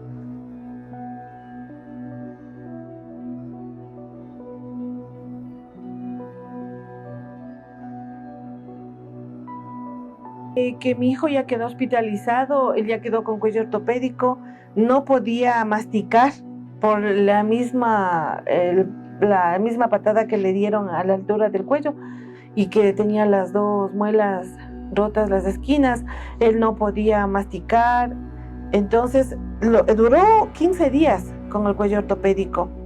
Y también al otro día que con las señoras enfermeras le bañamos, entonces el rato que se une con el agua, se activa este gas. Entonces mi hijo era terrible, nuevamente lloraba del gas, lloraba del dolor porque no podía mover las rodillas, no podía mover los tobillos, el bracito no le podía mover. Entonces todo eso pasamos esos días con mi hijo y nosotros tuvimos que darle de comer y así en la casa igual, el mismo cuidado, 8 días tuvo de reposo médico en la casa y de ahí regresó al colegio nuevamente, pero yo tenía que llevarle en taxi por el mismo ajetreo de la gente y aparte de eso nos quedamos con el miedo de que otra vez la policía le coja, le golpee, o sea, nos quedamos, eso es un trauma que hasta ahora no podemos superar. Van a ser 8 años, pero como familia no podemos superar, especialmente yo como madre.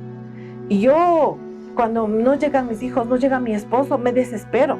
Porque yo ya viví eso. Nos hemos quedado con la desconfianza a la policía que supuestamente tiene el trabajo y la obligación de proteger al ciudadano, porque para eso fue creada esa institución, pero nada de eso vemos. En la antropología también sabemos, la tortura se hace cuerpo, y al hacerse cuerpo, ¿no es cierto?, se reproduce en el espacio social, digamos, se hace... Pero la tortura en este momento está hecho cosa también. Está hecho cosa en la institución penitenciaria y no debemos perder de vista que en este momento está ya afectando a los familiares de las personas privadas de libertad. Los familiares de las personas privadas de libertad no saben si sus familiares van a vivir o no saben, o sea, en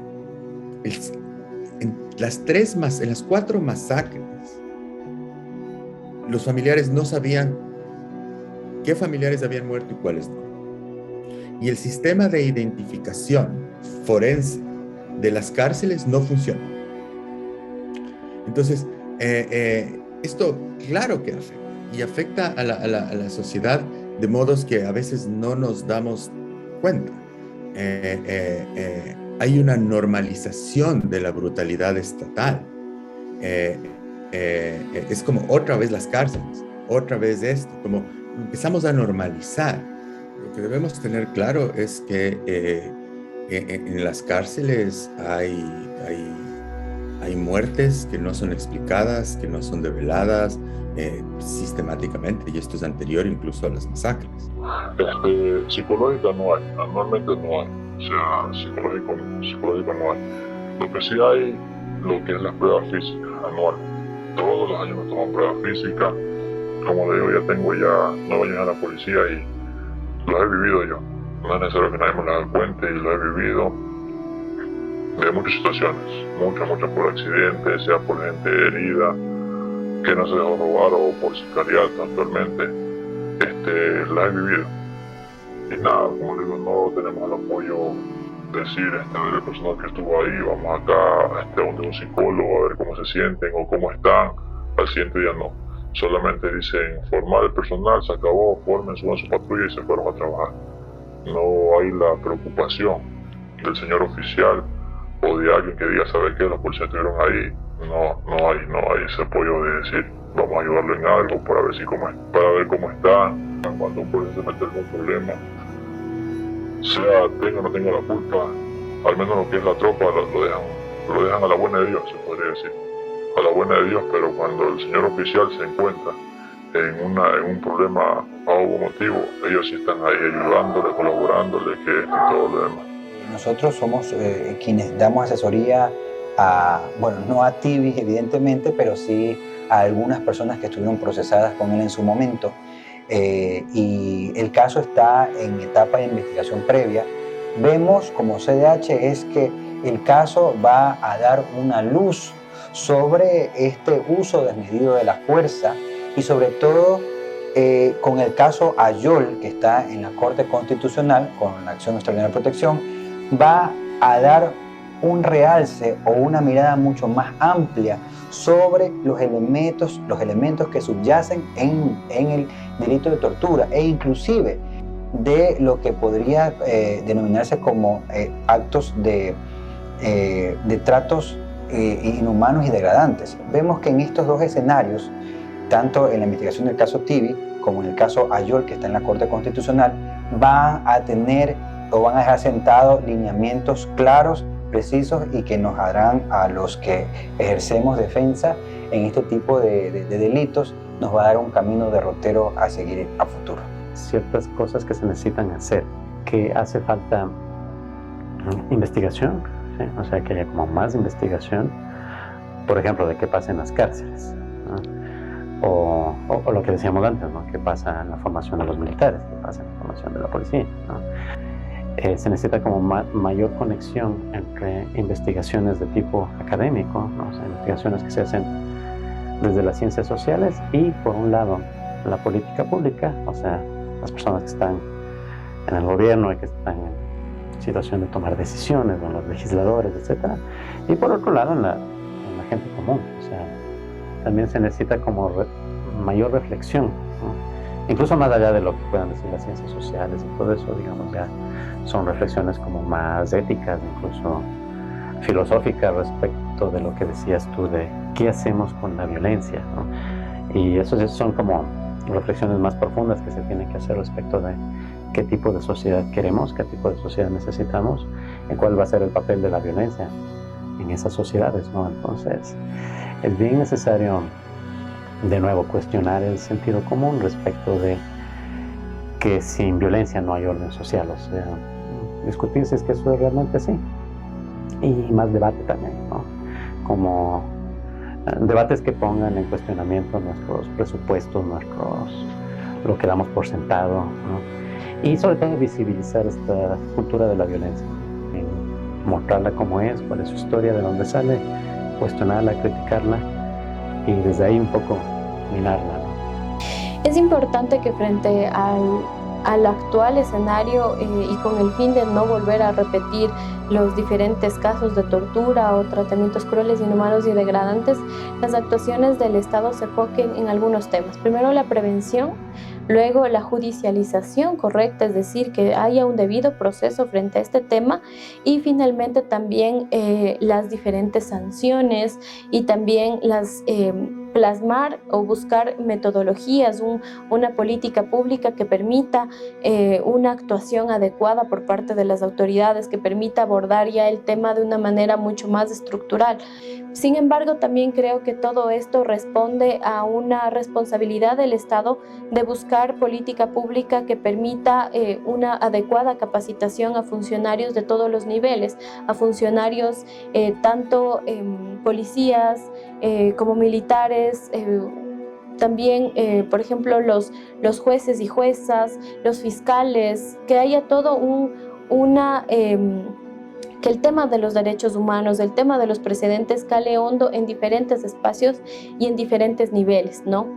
Es importante que este mismo discurso del Estado de por ser el enemigo interno y cosas parecidas, no se legitime la violencia, no se legitime la tortura y sobre todo haya un tratamiento adecuado en los diferentes centros o los lugares donde están detenidas las personas o bajo la custodia del Estado. Nada ha cambiado. Quizá los modales, las ceremonias y las danzas. Pero el gesto de brazos protegiendo una cabeza sigue siendo el mismo. El cuerpo se retuerce, Forcejea para liberarse. Cae postrado. Dobla las rodillas. Libedece. Se hincha. Babea. Y sangra.